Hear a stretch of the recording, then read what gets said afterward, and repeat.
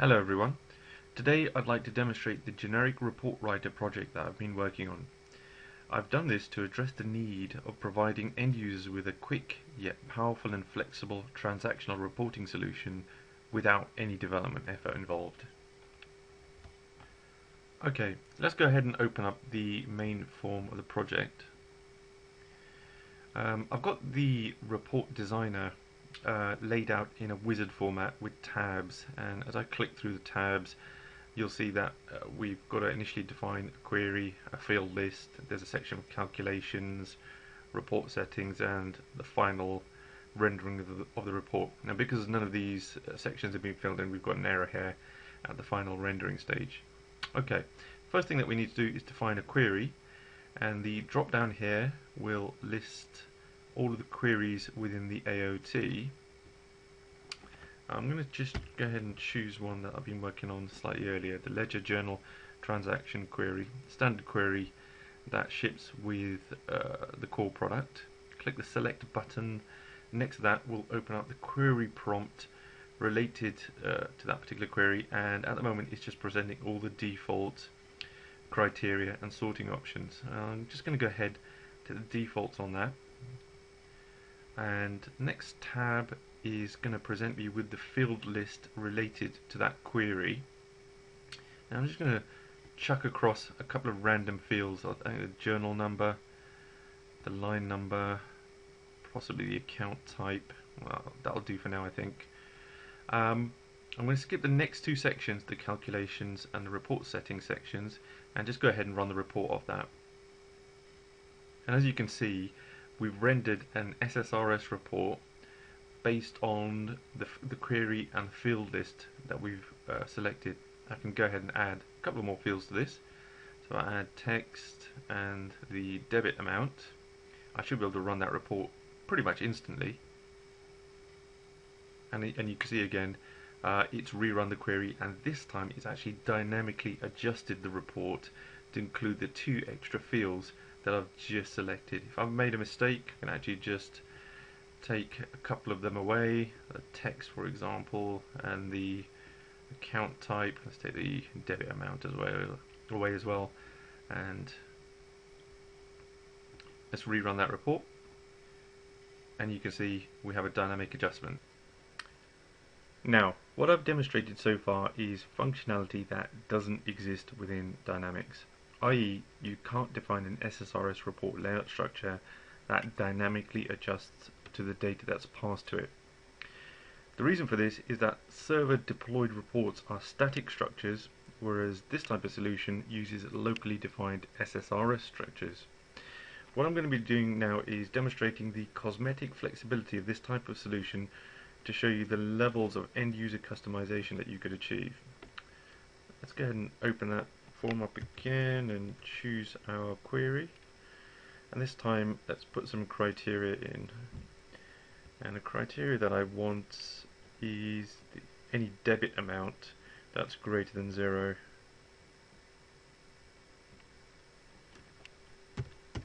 And let's put some report sorting in. Let's put some default sorting in there, and I'm going to sort it on the account type.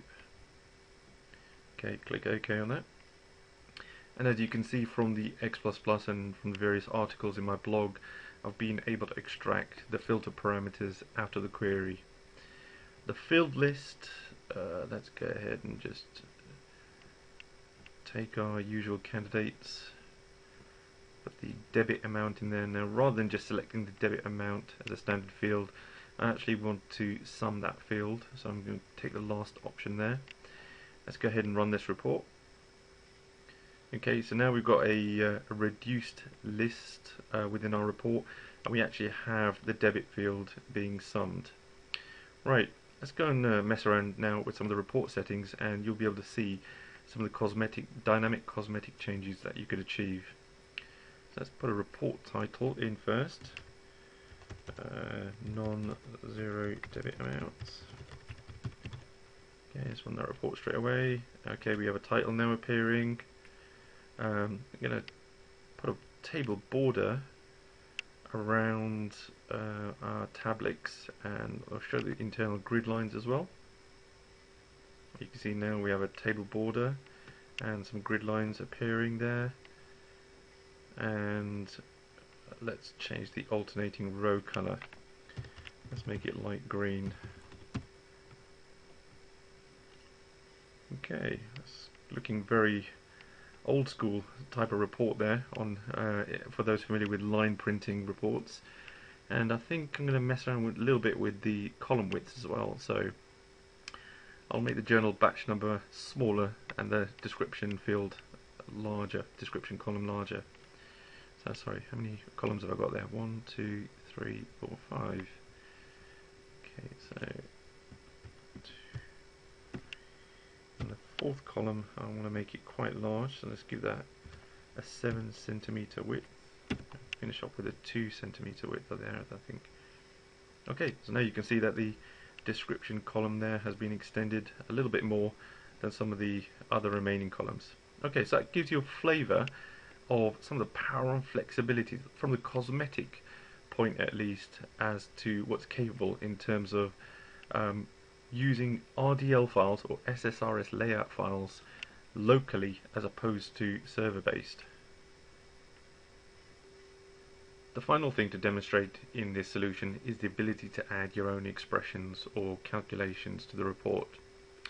So far, all I've done is demonstrate the ability to run standard queries from the AOT and extract fields and present them in a dynamic format. What makes this type of solution very powerful is the fact that you can add your own X++ to the query, something that you cannot natively do within the AOT without having to write RDP classes.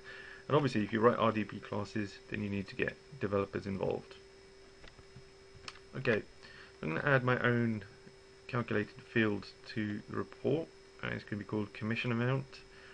It's going to be of type decimal. Now what I'm going to do is within the expression field or the calculation field here, I'm going to paste in some X++ script. It's just a one-liner, but what this X++ script is doing is for every record returned within the query, it's doing a substitution, and it's substituting the ledger journal trans amount currency debit field, and it's just going to multiply it by 0.1, i.e. it's going to take 10%, which is our commission amount.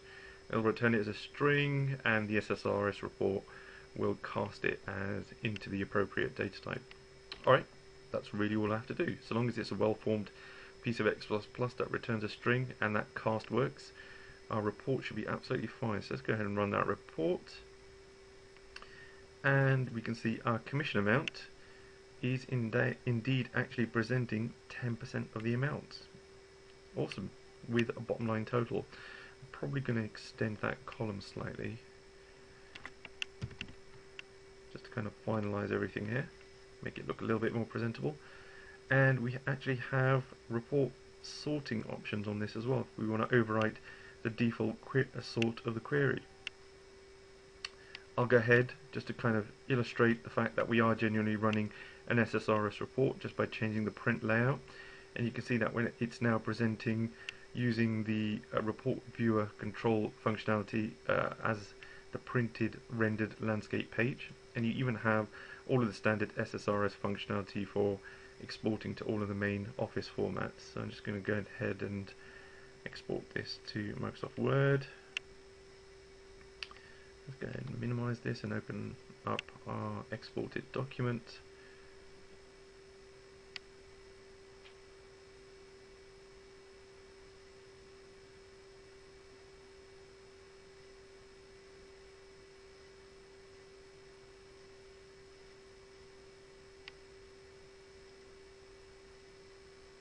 Okay, and as you can see, it's exported it in pretty much exactly the same format as it was rendered on the screen. Okay, sorry, excuse that message. Alright, so this, in a nutshell, we've been able to create a fairly standard but powerful and flexible end user report in the space of approximately 5 minutes, whereas previously a significant amount of development effort would have been required.